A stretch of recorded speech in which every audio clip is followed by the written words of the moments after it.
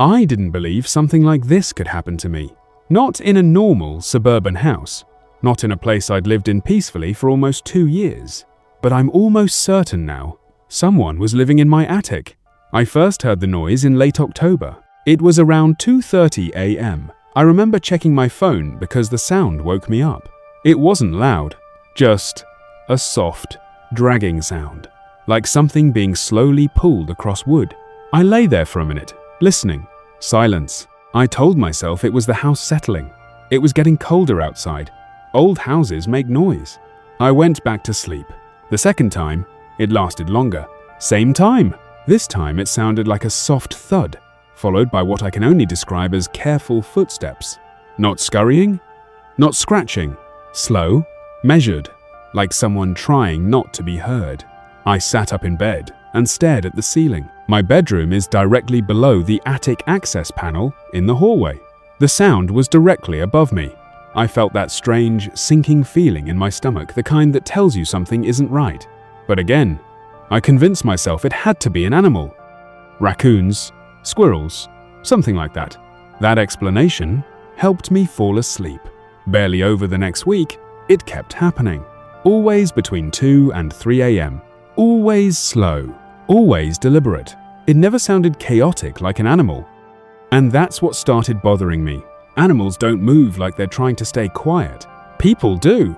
I decided to check the attic that Saturday morning. In daylight, everything feels irrational. Smaller. I grabbed a flashlight and a stepladder. When I pushed the attic panel open, a thick wave of stale air came down. Dusty, warm. I climbed up halfway and shined the flashlight around. Boxes, old insulation, nothing unusual. No movement, no nests, no animals. I even looked for droppings. Nothing.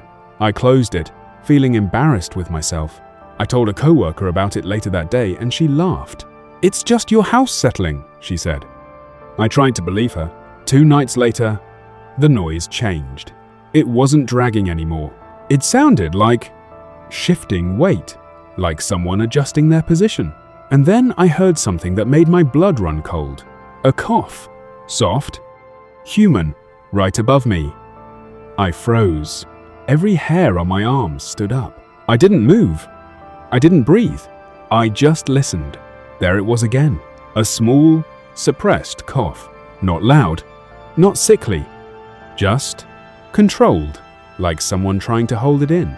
I didn't sleep at all that night. The next morning, I called a pest control company. I didn't tell them about the cough. I just said I thought there might be animals.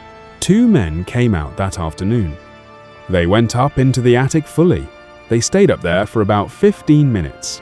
When they came down, one of them looked confused. He said, "We didn't find any animals." I asked if they saw signs of entry. That's when he hesitated. "There's a small gap near the back vent," he said. "Big enough for something?" I asked. "Like a raccoon?" He didn't answer right away. He just said, "We recommend sealing it."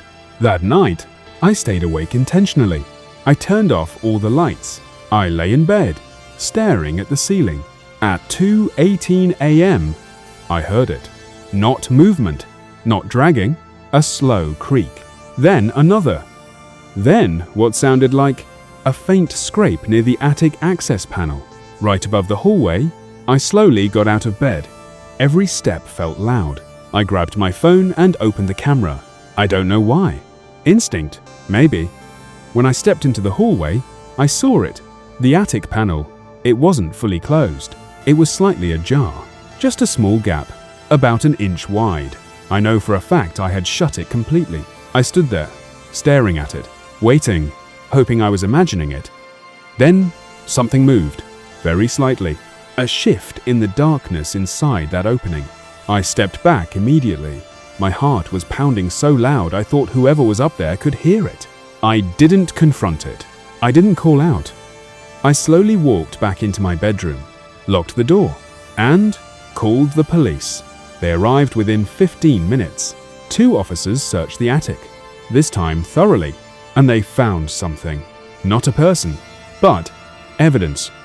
A sleeping bag, a half-empty water bottle, food wrappers, and a small flashlight. Someone had been up there. Recently, the back vent had been pried open wider from the outside. The officers told me it happens more often than people think. People living inside walls, attics, crawl spaces, waiting until the house is empty. I asked how long they thought someone had been there. One officer said, "Long enough to be comfortable." I sold the house 3 months later. I never found out who it was. They were never caught. But sometimes, when I wake up in the middle of the night, I still expect to hear that slow, careful movement above me. And the worst part, if I hadn't heard that cough, I might have never checked.